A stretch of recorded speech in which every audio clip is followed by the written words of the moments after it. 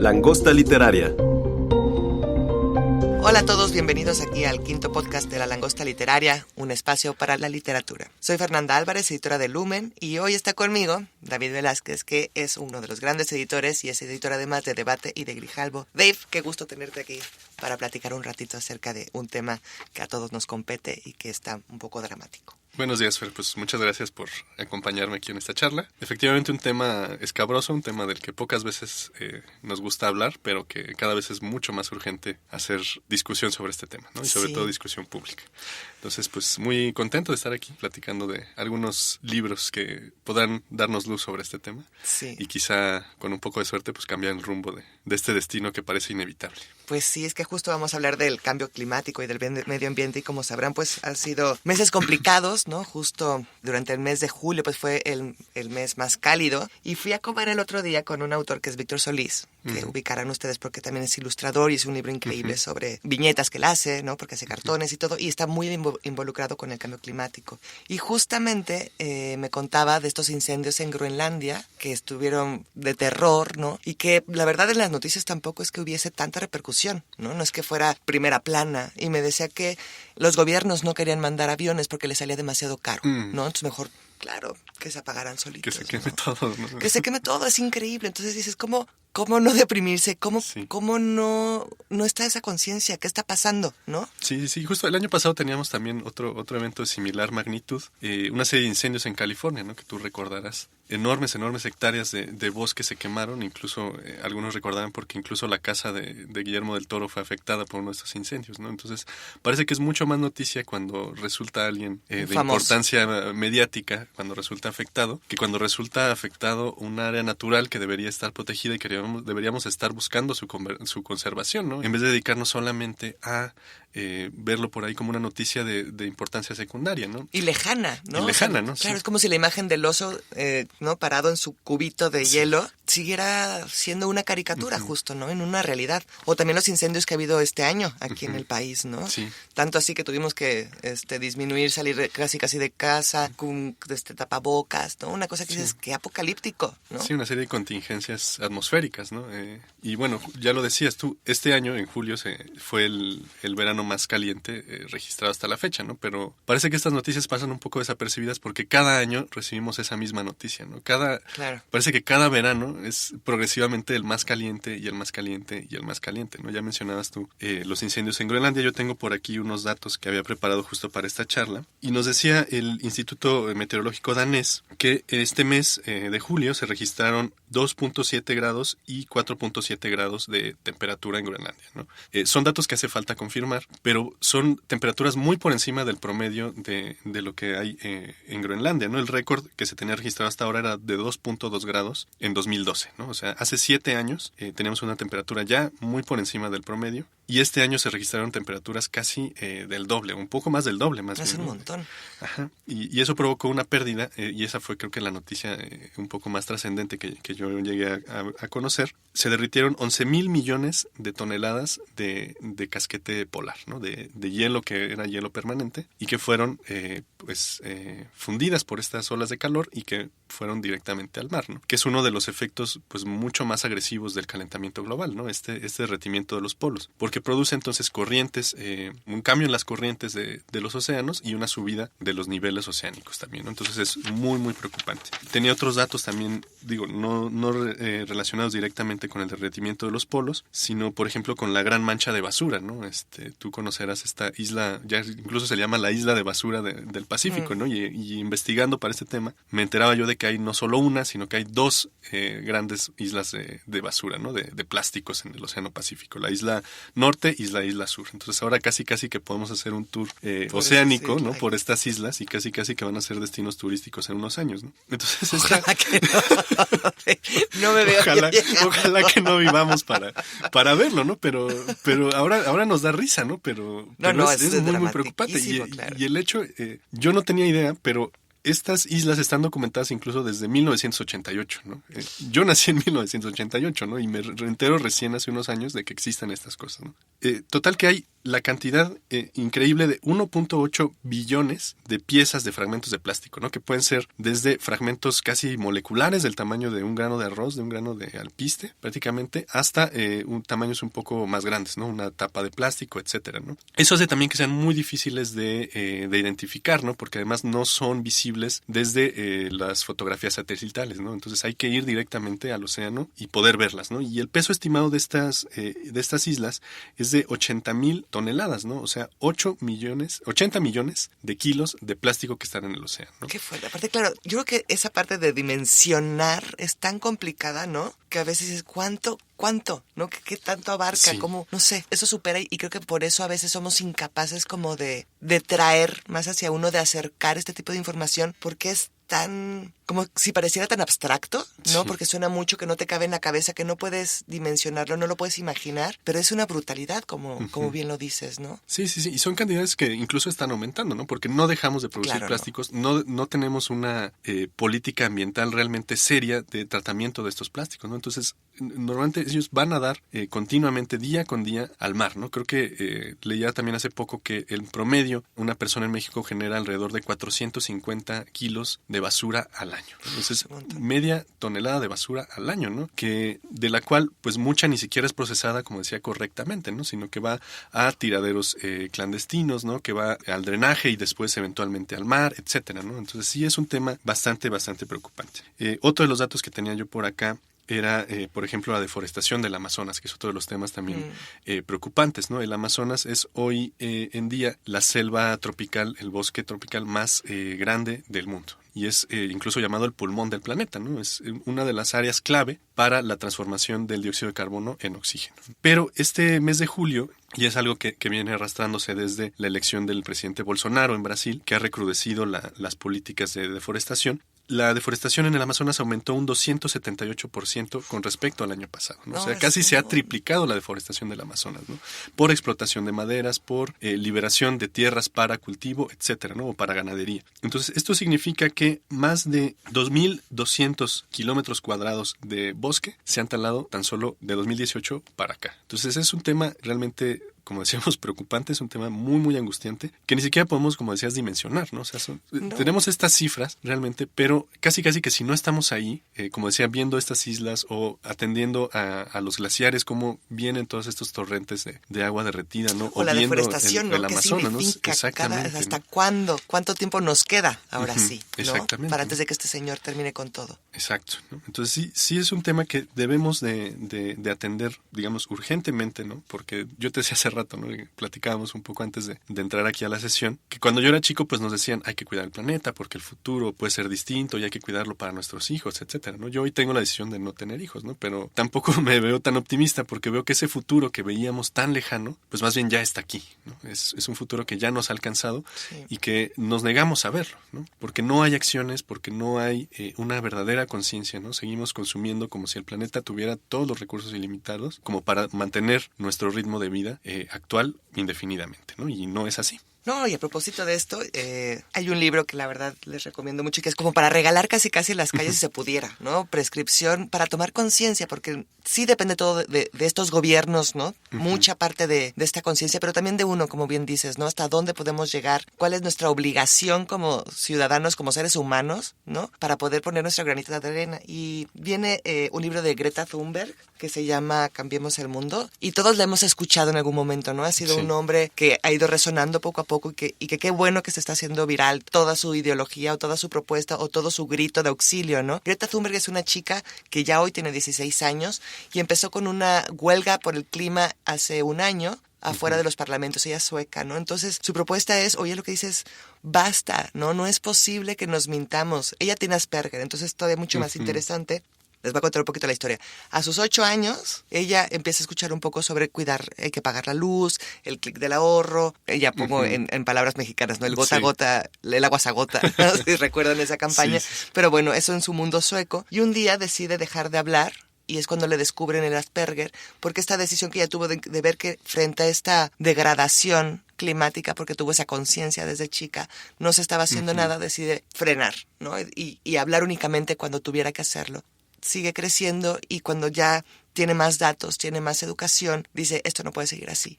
y empieza estas huelgas que hace frente a los parlamentos, como estos gritos de auxilio diciendo no puede aumentar 2 grados centígrados el calentamiento global porque entonces en breve pues no vamos a estar, ¿no?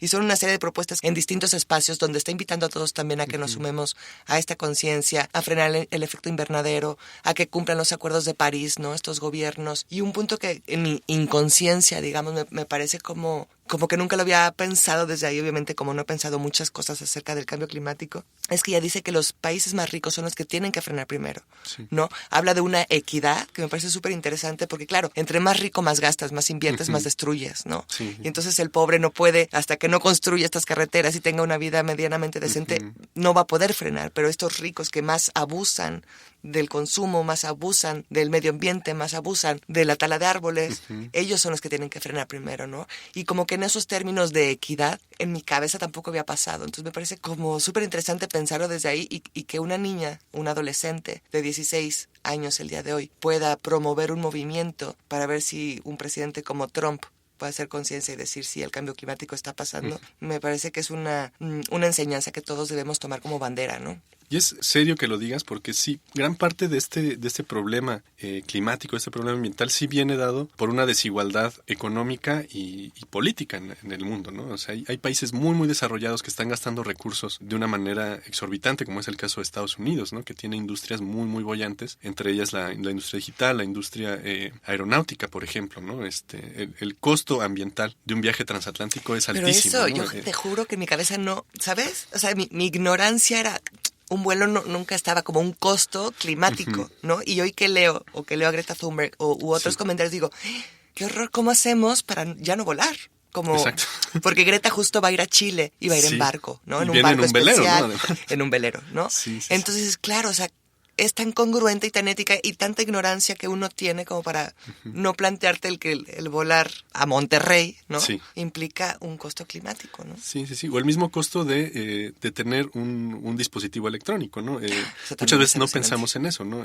Digo, no es tiempo de hablar de ello, pero estamos preparando otro libro, no los que vamos a hablar aquí, pero es un libro sobre justamente el costo ambiental de la industria digital, ¿no? Sí, desde la minería de los metales raros, ¿no? De litio, de otros metales que se usan para configurar nuestros dispositivos electrónicos, ¿no? Para hacerlos cada vez más rápidos, más ágiles, etcétera. Pero todo eso tiene un costo ambiental, ¿no? Porque implica minería a cielo abierto, implica el empleo de muchísimos litros de agua para purificar esos metales, etcétera, ¿no? También el costo energético de mantener todos los servidores, por ejemplo, de Google o de Facebook que están allá en Silicon Valley, ¿no? En el desierto, pues necesitan una refrigeración constante, ¿no? Y además necesitan energía eléctrica para funcionar. Pero además nuestros dispositivos también necesitan energía para cargarse, y etcétera, ¿no? Y luego, cuando son obsoletos, cuando dejan de servir, también generan un problema porque no son tan fácilmente reciclables ¿Qué haces? ¿Dónde los pones, como no? otras cosas, ¿no? Entonces se generan normalmente en países menos desarrollados, como en el continente africano hay varios países, ¿no? O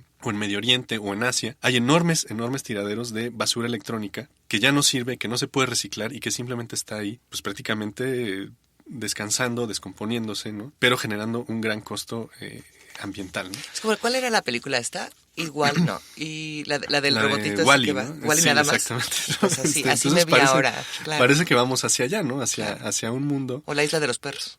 O la isla de los perros, ¿no? Donde vamos a tener que disponer de regiones enteras del planeta que podrían servir para cultivo de alimentos, para vivienda, para conservación natural, y los vamos a emplear simplemente para mantener nuestros desechos ahí estancados hasta que dentro de 2000 años puedan descomponerse, ¿no? Porque Pero muchos pues es que ahí está la isla de plástico, pues, ¿no? Exacto, ¿no? Es que todo se junta. Exacto, ¿no?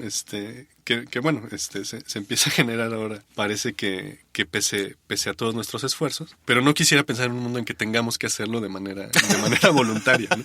Entonces, un poco atendiendo a la raíz de estos problemas, ya mencionabas el libro de Greta Thunberg, ¿no? Que es algo que sí parece que hay que tener ya en mente y ya, ¿no? Porque ella sí plantea esto que decías, ¿no? Que es, ya no podemos decir que estamos trabajando para el futuro, ¿no? Porque el futuro ya está aquí, ¿no? Entonces claro, hay que tomar acciones. Que si para el 2020 no frenábamos, ¿no? Esto ya es irreversible completamente. 2020 es mañana, ¿no? Sí. Y parece que apenas Digo, ya por lo menos en el súper ya no te dan bolsa de plástico, ¿no? Ya tienes que comprar tu otra bolsita, pero te compras el taco en la esquina y te lo van a dar en unicel, ¿no? Y si te compras el tamal, pues te van a dar tu tenedor de plástico. Exacto. Y te van a dar tu atolito en tu vaso de unicel, y te van a dar tu cuchara y tu servilleta y todo en una bolsa, ¿no? Entonces sí, hay que empezar a tomar esas acciones, ¿no? Hay que llevar el topper a los tacos, hay que llevar nuestro jarrito al tamal para que nos den ahí el atole, ¿no? Entonces sí hay que tomar acciones inmediatas, ¿no? Y una de las acciones inmediatas está planteada en otro de los libros que teníamos hoy para recomendar a los escuchas de este podcast, que es La cuenta atrás, de Alan Weisman, ¿no? Es un periodista y activista ambiental que se ha dedicado buena parte de su vida a documentar no solo los problemas ambientales, sino las posibles soluciones que puede haber a ello, ¿no? Y en este libro, en La cuenta atrás, él nos da un dato muy, muy impactante, que es que cada 4 días y medio, es decir, prácticamente 2 veces a la semana, nace 1 millón de personas. O sea, a la semana nacen aproximadamente 2 millones de personas más en el mundo. Y pensando en que tenemos hoy una población de más de 7,000 millones de habitantes, ¿no? Él hace una pregunta central y una pregunta urgente, ¿no? ¿Cuántos humanos puede sostener físicamente el planeta, ¿no? ¿Para cuántas personas es posible que el planeta nos esté dando recursos sin que tengamos que recurrir a medidas de emergencia, ¿no? A limitaciones de recursos, de alimentos, etcétera, ¿no? Y la respuesta a la que llega no nos va a gustar.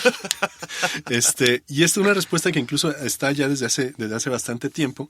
El Fideicomiso para la Población Óptima de Oxford, OPT por sus siglas en inglés, en 1993 estimó que para que el planeta pueda mantener una población a un ritmo constante y con una calidad de vida como la que se da en los planetas, ¿no? Exactamente, ¿no? Como en los países desarrollados, como el de Greta, que es Suecia, lo máximo que puede soportar el planeta son 2,000 millones de personas. Entonces estamos hablando que casi hemos cuadruplicado la capacidad física del planeta para ofrecernos recursos, para ofrecernos un ambiente limpio, para ofrecernos alimentación, vivienda, etcétera, ¿no? Entonces es realmente preocupante que hoy estemos ya rebasadísimos, ¿no?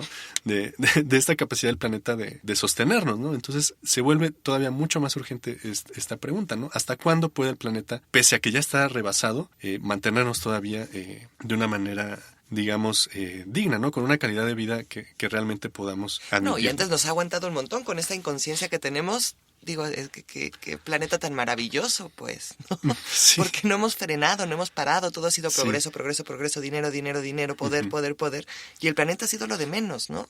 En ese sentido. En ese sentido, ¿no? Y entonces él da algunas respuestas, ¿no? En otro de sus libros, que es Un pueblo llamado Gaviotas, él habla de una comunidad que está en Colombia que prácticamente se inventa de la nada, ¿no? Es una comunidad que se convierte en autosustentable, que está prácticamente separada de todos los sistemas de recursos del gobierno. Y ahí la misma comunidad es la que genera sus alimentos, la misma comunidad genera su electricidad con medios renovables, la misma comunidad almacena y limpia su agua. Entonces es una comunidad no cerrada, digamos, porque sí está abierta a la interacción con el mundo, pero es un experimento social bastante bueno porque sí nos habla de que hay opciones para poder salir de ese ritmo de consumo constante y desenfrenado que tenemos hoy en día, ¿no? Es muy triste ver que allá afuera hay mucha gente que está pensando en comprarse el nuevo teléfono, en cambiar de su auto que se acaba de comprar el año pasado, ¿no? Claro, el zapato Louis Vuitton, ¿no? Exacto, que se lo va a comprar. Todo este tipo de consumo que parece ya no es ni siquiera práctico, ¿no? Porque ya obedece a otros intereses, ¿no? Ya no es un interés de solamente vestirme o de solamente estar comunicado o de solamente tener un medio de transporte, ¿no? Sino de tener el mejor, tener el más rápido, el más nuevo, ¿no? De tener aquel que me da un mayor estatus, etcétera, ¿no? Entonces hay que replantearnos también muchos condicionamientos que tenemos, no solo a nivel personal, ¿no? Sino a nivel social, ¿no? ¿A qué le estamos dando realmente prioridad como sociedad, ¿no? ¿Realmente queremos seguir viviendo en este planeta porque no tenemos otro? o tenemos esta urgencia simplemente por tener una apariencia que nos destaque de los demás, ¿no? ¿A qué es a lo que le vamos a dar prioridad, ¿no? Bueno, creo que ya me estoy desviando del tema. Pero, estamos en cuestiones éticas, exacto, de todo, ¿no? Tipo. Pero entonces, en relación a esta sobrepoblación, pues sí, una de las soluciones que daba Alan Weisman en este libro era pues simplemente frenar la explosión demográfica, ¿no? Dejar de tener hijos. Él daba el ejemplo de Nigeria, que tiene una población de aproximadamente 160 millones de personas, pero que para 2040 podría duplicarse, ¿no? pero que tristemente es uno de los países con mayor índice de hambre, ¿no? Con mayor índice de enfermedades que son tratables, pero a las que no hay acceso a medicamentos, etcétera, ¿no? Sí, es que pareciera como que es un loop, ¿no? O sea, Sí. todo causa efecto, evidentemente, pero no hay manera de frenar una porque no tienes las condiciones para hacerlo, y eso implica que esto es imparable, ¿no? Entonces, más enfermedades, pero hay más sobrepoblación, menos conciencia, evidentemente, ¿no? Un poco lo que decía Greta, si no hay esta equidad, pues es imposible pensar en una posibilidad de mejora, ¿no? De que haya una proyección, de que haya una conciencia, de un freno frente a algo inevitable que es el planeta y que se está acabando, ¿no? Sí, y va a llegar un punto en el que el freno precisamente nos lo va a poner el planeta, ¿no? En que vamos a empezar a morir de olas de calor, de inundaciones, ¿no? De trombas terribles que van a estar azotando las costas, etcétera, ¿no? O sea, de efectos ya muy, muy extremos del calentamiento. Sí, de las películas apocalípticas, ¿no? Básicamente, etcétera, ¿no? tanto miedo dan, pues... Sí, que parece que en el cine nos emocionan mucho, ¿no? Pero que en la realidad no, que Estados Unidos no parecen nos va a salvar preocuparnos siempre. demasiado, ¿no? Etcétera. Sí, parece que Will Smith va a estar siempre dispuesto a tomar un avión y venir a salvarnos, ¿no? Pero no siempre va a ser así, ¿no? Entonces, Alan Weisman decía esto, ¿no?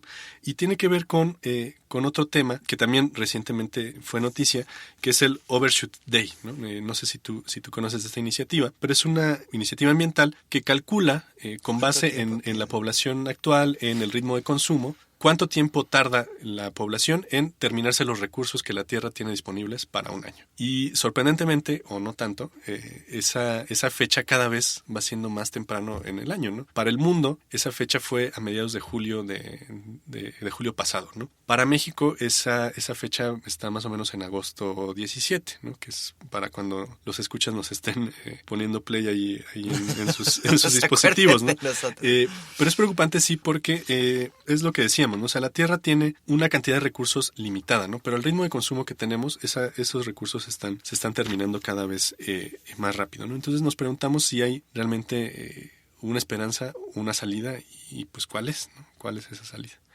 Ay, no sé. Sí, son temas que son muy dolorosos, ¿no? A la larga y que asustan un montón. Y pues yo creo que solamente justo acercándonos a distintos libros y yo creo que tomando una conciencia personal, ¿no? Que es a donde podemos llegar cada uno de nosotros, es pues la forma de poner el granito de arena, porque evidentemente pues no tenemos otros alcances, ¿no? Más que esta conciencia y ver justo pues llevarte el topper y ya dejar el tenedor que te está dando la señora o el señor que te está vendiendo el chilaquil, ¿no? A mí me parecía muy, muy significativo el gesto de Greta, ¿no? Que comentabas, de venir a América en un velero, ¿no? Sí, es una congruencia brutal, sí, ¿no? Porque parece que son gestos pequeños, incluso hasta extravagantes para lo que estamos acostumbrados, pero que ya en términos prácticos sí nos hablan de que justo estamos acostumbrados a ciertas comodidades, a ciertos beneficios que están causando más daño de lo que realmente nos atraen, ¿no? O sea, sí, eso, porque no sabemos las implicaciones. Lo damos por hecho, exacto. ¿no? Entonces todo está dado por hecho hasta que empiezas a informarte, dices, caray, entonces no es que sea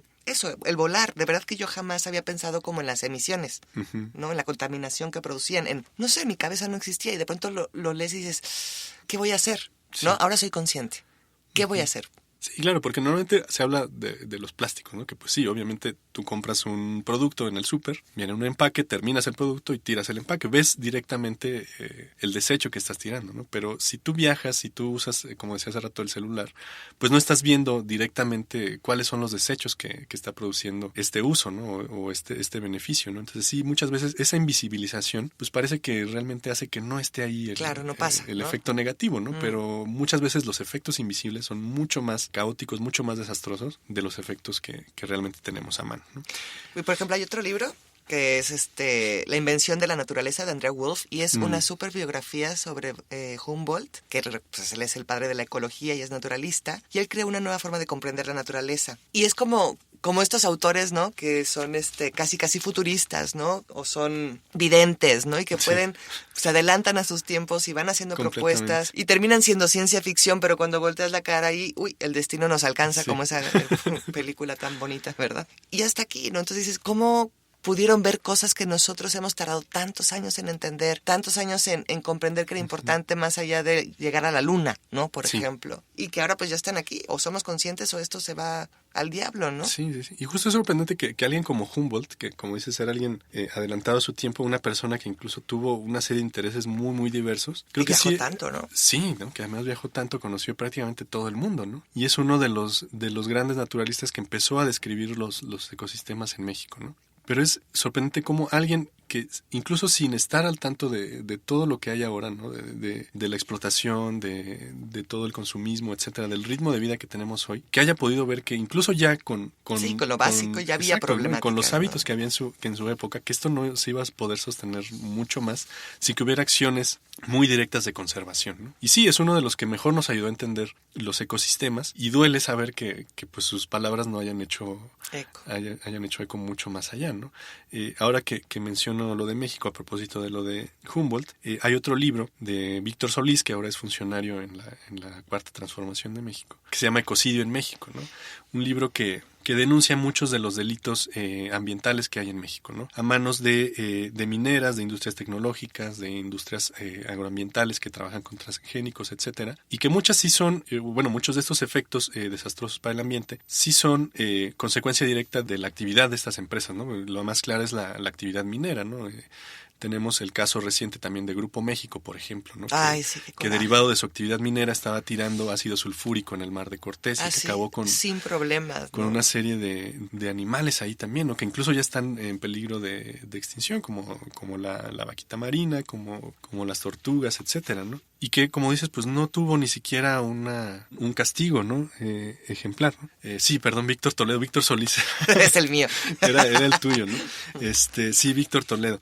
Pero habla también no solo de estos costos ambientales directos de la explotación, sino también de los costos incluso sociales, ¿no? De la corrupción que hay incluso muchas de estas empresas, ¿no? Que pagan al gobierno para poder mantener estas actividades sin castigo, ¿no? La violencia que hay también alrededor de ellas, ¿no? Porque muchas de estos grupos mineros también tienen pues casi que grupos militares, ¿no? Que están encargados de su seguridad y que son quienes llegan como grupos de choque a desplazar a las comunidades, ¿no? Ese era como el libro de Mastro Giovanni, ¿no?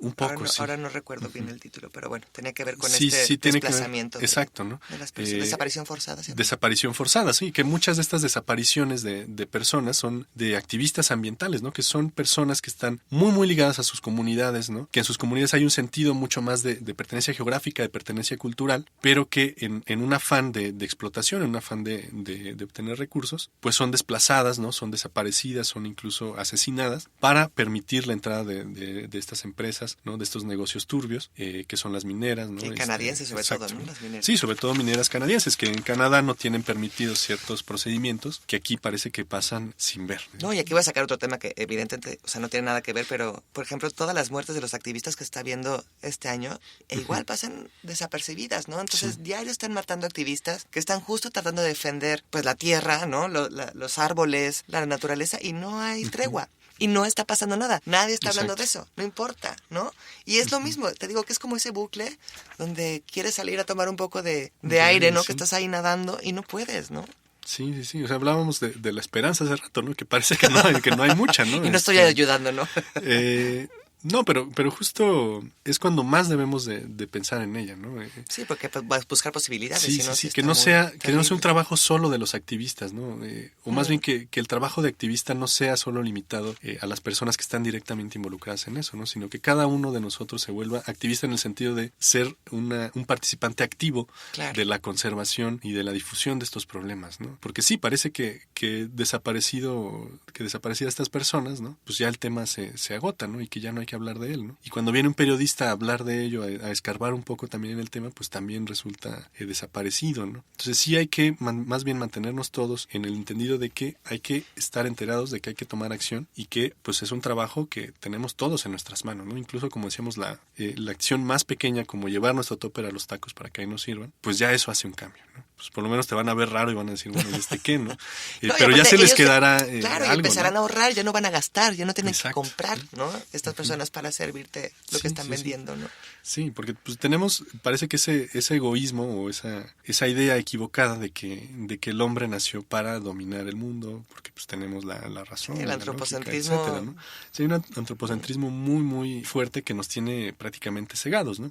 En otro de los libros que teníamos hoy para comentar, Las leyes del Serengeti de Sean B. Carroll, se habla un poco de esta interacción, ¿no? De que no hay una especie que esté desligada de las otras, ¿no? Él habla de las leyes del Serengeti porque es lo que él ha estudiado, pero nos dice también que todas estas leyes se pueden extrapolar a cualquier especie, a cualquier ecosistema, ¿no? Y obviamente pues también a la interacción de los humanos con el ambiente, ¿no? Voy a resumir rápidamente estas leyes. La primera dice que no todas las especies son iguales, ¿no? Esto parece que es una verdad más o menos evidente, pero el ejemplo más claro que yo encontraba era el ejemplo de las abejas, por ejemplo, ¿no?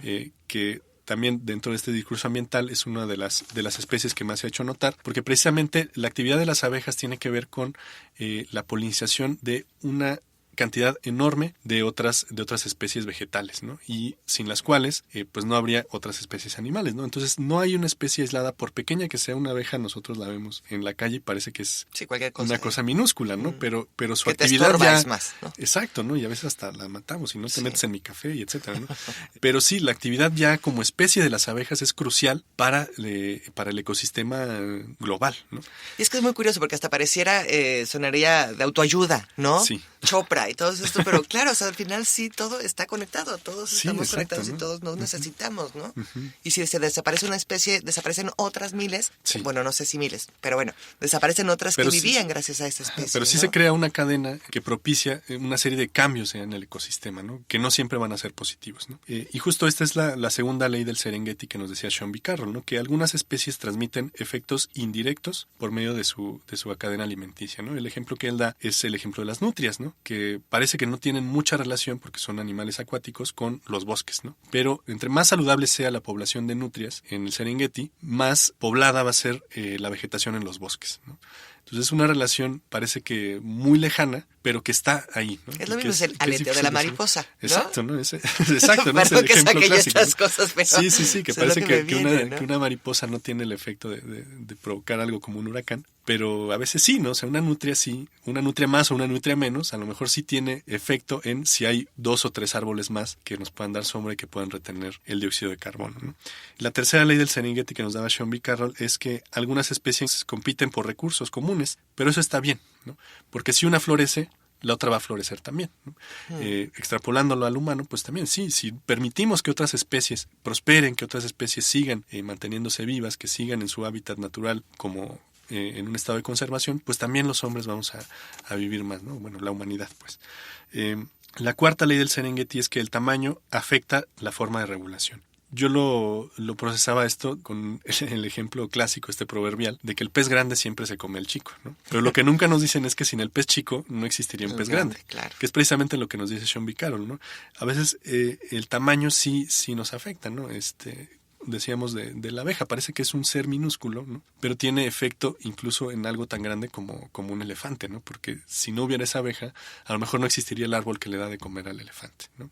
Entonces sí, por más pequeña que sea una especie. Sí, todos existen por algo, pues. Exacto, ¿no? Y todos cumplen un papel importantísimo en la cadena alimenticia y en el ecosistema, que ninguna otra puede cumplir de la manera en que esa especie Pero lo hace. Ahora que lo decías, no recordaba las clases de primaria, y miren que ya pasó muchos años, ¿no? De que yo estuve en esa primaria. Y claro, eso nos lo enseñan, pero como que falta hacer el hincapié, porque es otra vez ese universo, sí, el pez grande, el pez chico, la famosa cadena alimenticia, sí, ¿no? Y a lo mejor sí, también ya en las escuelas se empezara, claro, a hablar de la cadena alimenticia, pero con esta importancia, con este hincapié, sí, con esta realidad más, que ya se puede volver mucho más cercana para los niños, ahí también está la diferencia, ¿no?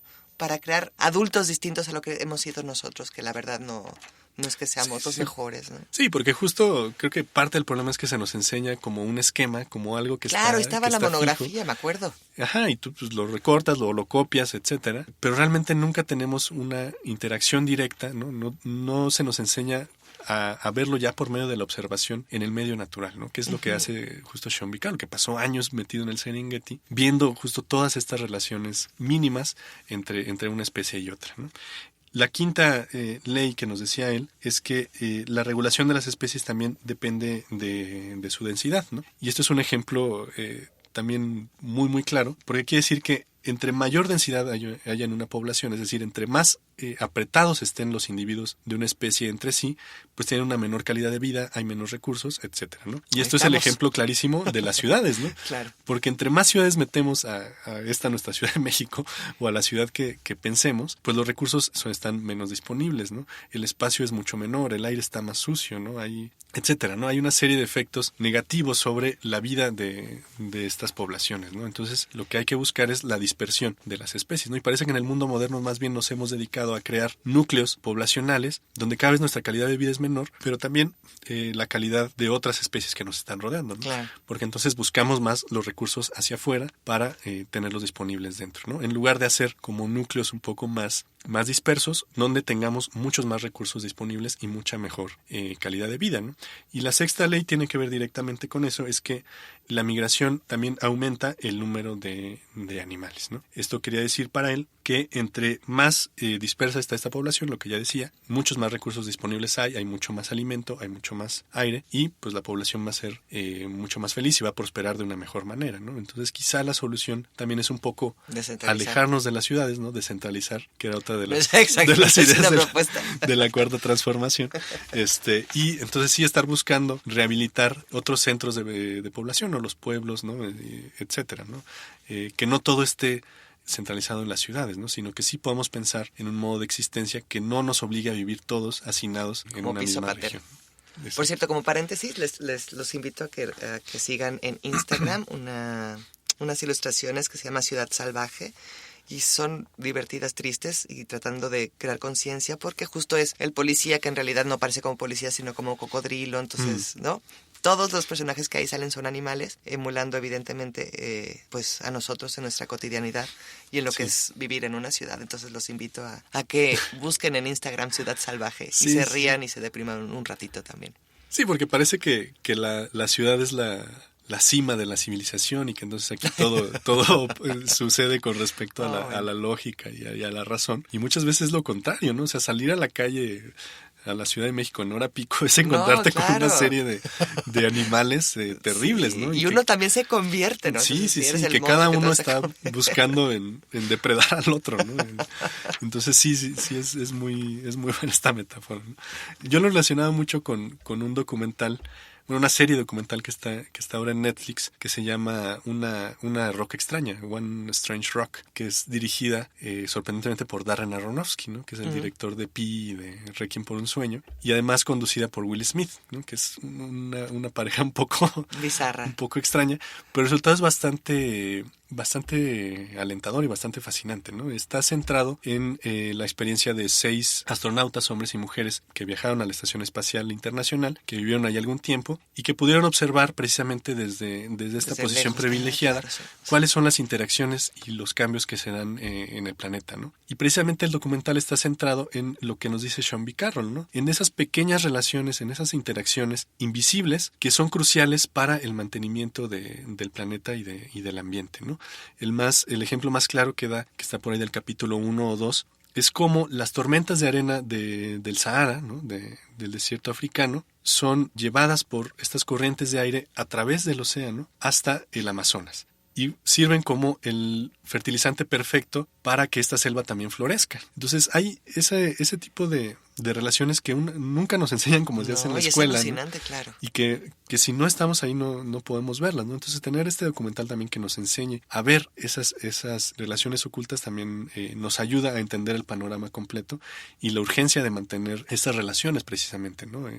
A que no estemos interfiriendo con esos procesos naturales, ¿no? Que son los procesos de relevación del planeta, a fin de cuentas. Y la perfección, ¿no? O sea, ahora que dices esto, así es como, wow, qué increíble que podamos tener este planeta y que funciona así, funciona perfecto. Hasta que entramos nosotros, pero en principio. Sí, tal y como nuestro cuerpo funciona de una manera casi independiente y se autorregula mientras lo estemos alimentando, el planeta lo hace incluso sin necesitar de una alimentación externa, ¿no? O sea, el planeta es un sistema cerrado y que no recibe ninguna interacción del exterior, ¿no? El único problema es que hemos estado interfiriendo con ese sistema, esos sistemas de autorregulación, ¿no? Y las consecuencias pues comienzan a verse cada vez más pues con cercanas, mayor, además, sí, ¿no? sí, con una mayor potencia, ¿no? Bien, y ahora que mencionaba la selva, me venía a la mente también otro libro, no directamente relacionado con el medio ambiente, pero sí con uno de los últimos bastiones vírgenes que hay en el planeta, que es la selva de Honduras, ¿no? El libro se llama La ciudad perdida del dios mono, de Douglas Preston, y aunque es un libro sobre un descubrimiento arqueológico de mucha importancia, una de las más grandes ciudades mayas que se han descubierto hasta la fecha. De hecho, se duda todavía si es maya o si es de otra civilización completamente distinta, pero precisamente la dificultad de su localización estaba en gran parte definida por que está en una zona prácticamente inaccesible para la humanidad, que es, como decía, la selva de Honduras, ¿no? Pero aún así, sorprende ver cómo en estos últimos reductos del mundo donde el hombre no ha tenido ninguna influencia, ya comienza a haber trazas de esta interacción, ¿no? Concretamente, Douglas Preston habla de cómo, sin la ayuda de los narcotraficantes y de las guerrillas que había ahí dentro de la selva, ellos no hubieran podido nunca acceder a las ruinas, ¿no? Entonces, es triste ver cómo esto que parece esta última joya que debíamos conservar, pues incluso ya está también modificada por interacciones humanas, ¿no? Por supuesto que Douglas Preston estaba ahí simplemente como el periodista que estaba documentando la investigación y que trataron de afectar lo menos posible el ambiente en esta zona, ¿no? Pero entonces nos habla de que ya ni siquiera estas selvas vírgenes, ¿no? Y aquí hago comillas, claro, pues ya no lo son, ¿no? Entonces, la pregunta es si hay realmente un espacio en este planeta que no haya sido tocado por la interacción del hombre, ¿no? Porque incluso en las zonas más alejadas ya se han detectado partículas de plástico, por ejemplo, ¿no? Que era lo que hablábamos hace rato de las islas estas, ¿no? Entonces sí, ya nuestra destrucción, nuestra interacción con el planeta ha sido completa, ¿no? Y lamentable. Ahora me acordaba yo de un ensayo de George Simmel que se llama Las ruinas, y me gusta mucho. Tenía que ver un poco, bueno, era más de la época del romanticismo y tal, pero él lo que dice es cuando la naturaleza se venga, es justo cuando va ganando terreno la naturaleza y va invadiendo todo, ¿no? Entonces ahí es la naturaleza la que gana, y parece que eso es lo que está pasando, ¿no? O sea, claro, nosotros hablamos de calentamiento global, que tenemos que frenar, pero claro, porque al final quien está en riesgo somos nosotros, exacto, ¿no? Porque el planeta en sí mismo nos va a ganar. Y va a ser como esa ruina, perdón, la parte apocalíptica, pero si lo relaciono un poco con Simmel, me parece que es eso, ¿no? Estamos perdiendo nosotros porque estamos destruyéndolo, pero el planeta puede seguir sin nosotros. Sí, exacto. ¿No? Sí, seguirá hasta que el sol se termine, ¿no? Hasta que choquemos con Andrómeda o qué sé yo. Pero sí, precisamente la preocupación es que nuestra vida es la que está en riesgo, como individuos, como sociedad, incluso como civilización, ¿no? Y si no actuamos ya, pues claro, se va a terminar todo esto, ¿no? Claro, no somos nada. Porque sí, además, como bien dices, el planeta va a seguir, ¿no? Y ahora recuerdo que justo Alan Weisman tiene otro libro que se llama El mundo sin nosotros, que es precisamente... El paraíso. El paraíso, sí, ¿no? Prácticamente. Porque hace un ejercicio de imaginación de decir, bueno, ¿qué pasaría si en el planeta de repente toda la humanidad desaparece, ¿no? ¿Qué pasaría con las ciudades? ¿Qué pasaría con los automóviles? ¿Qué pasaría con los basureros? Etcétera, ¿no? Y entonces empieza a investigar cuáles serían las primeras interacciones que habría entre la naturaleza y los reductos de la civilización, ¿no? Claro, se y es un ejercicio todo, justo, ¿no? sí, muy interesante, ¿no? De ver cómo el planeta estaría sanándose a sí mismo, cómo se reconstruiría este ambiente, ¿no? Este ecosistema, no ya de la forma en que lo conocemos, porque obviamente estaría ya tan afectado, ¿no? Y habríamos acabado con tantas especies que no podría ser lo mismo, ¿no? Pero cómo entonces surgiría un mundo completamente nuevo al que pues ya no tendríamos la fortuna de ver, ¿no? Claro, pero el planeta sería mucho mejor. Sí. Aquí, mira, tengo otro dato. En 1947, un científico de la Universidad de Chicago usó una analogía para entender qué tan cerca estamos de la destrucción. Y ahí surge el famoso reloj del apocalipsis. Y explica este reloj a cuántos minutos estamos de medianoche, entendida como el fin de nuestros tiempos. Este reloj ha variado a partir de la Guerra Fría, 7 minutos en la guerra de Vietnam, y hoy, gracias al calentamiento global, estamos a 2 minutos. Está fuerte, ¿no? Que es 2020, digamos. Sí. No es mañana. O nos ponemos las pilas y tratamos de hacer algo entre todos, o pues que el planeta siga sin nosotros, ¿no? Sí, exacto. Y vuelvo a lo que decíamos al principio, ¿no? O sea, parece que nos enseñaban que este futuro estaba muy, muy lejos. Y ahora verlo tan cerca, ¿no? Porque estamos seguros de que nos va a alcanzar en el lapso de nuestra vida. O sea, ya ni siquiera debemos pensar en un futuro para nuestros hijos, para nuestros nietos, para las siguientes generaciones, ¿no? Sino es el futuro que a nosotros nos va a tocar vivir, ¿no? O sea, vamos a tener que vivir directamente con los efectos de la destrucción que estamos provocando, ¿no? Entonces, si queremos hacer algo no al respecto, pues ya es una decisión personal. Claro. Pero yo sugeriría que sí hagamos algo, ¿no? Si queremos seguir en este planeta, si queremos seguir gozando de las maravillas que hay aquí. Porque es cierto, a lo mejor el mundo no es el mejor lugar, pero si no lo es precisamente porque nos hemos dedicado a hacerlo así, ¿no? Exacto. Porque quizás si viviéramos de otra forma, sí podríamos disfrutar mucho más del planeta que de lo que estamos haciendo ahora. Sí, ¿no? con respeto, ¿no? Sí. Y eso implica, claro, el uno al otro y el respeto con el planeta, cosa que eso sería como otro tema, ¿no? Sí. Que hemos hecho con la palabra respeto. Pero sí. Yo creo que eso, como ciudadanos, tenemos lo que hemos ya repetido, ¿no? Los mínimos alcances. Como empresarios, tengo un ejemplo que la verdad cuando yo lo escuché me hizo como esa esperanza, ¿no? Que a veces tenemos, bueno, que queremos promover el día de hoy, además de la conciencia, y hay una empresa que su vida se dedica a hacer paletas de plástico, ¿no? Y se las vende a Walmart, no sé qué, Y hace poco, esta misma empresa consigue en Chile, sobre todo es donde están empezando a transformarlo, consigue a otra persona que se le ocurre empezar a sacar todas estas cuerdas y basura que tiran justo en el mar, y a partir de eso hacer estas nuevas, o estos nuevos pallets, o estas nuevas cajas, ¿no? Entonces eso ya lo quieren replicar aquí en México, esta misma empresa, y está hablando también con alguna persona, no me acuerdo ahorita de qué comunidad indígena, justo para ver de qué manera pueden empezar a incidir a partir de ahí. Entonces, claro, a lo mejor para 2020 no les va a dar tiempo para hacer este cambio, pero por lo menos ya tienen una mínima conciencia, un empresario, de querer hacer este cambio, ¿no? Y dices, ahí hay que estar, ¿no? Y que sea uno, y que sean 25, y que sean todos estos empresarios, que seamos nosotros, y el gobierno en algún momento también tendrá que poner, el gobierno me refiero a mundial, digamos, ¿no? O sea, todos los países tendrán que también tener llegar a acuerdos a nivel internacional, pero sí empezar a trabajar desde el ámbito personal, ¿no? Pues sí, porque si no... Sí, no como dices, a lo mejor nada, ¿no? acciones separadas, acciones aisladas, no pueden hacer tanto, pero todo va sumando, ¿no? Entonces, entre más empresas se sumen a una industria más verde, pues vamos a tener un mejor aprovechamiento de los recursos, vamos a tener quizá estas ideas ingeniosas de cómo usar también estos recursos que están ahí, como decíamos, parados, ¿no? Que están en los tiraderos, que están en el mar, que están donde sea, poder aprovecharlos también, ¿no? O una nueva forma de transformar nuestro consumo, ¿no?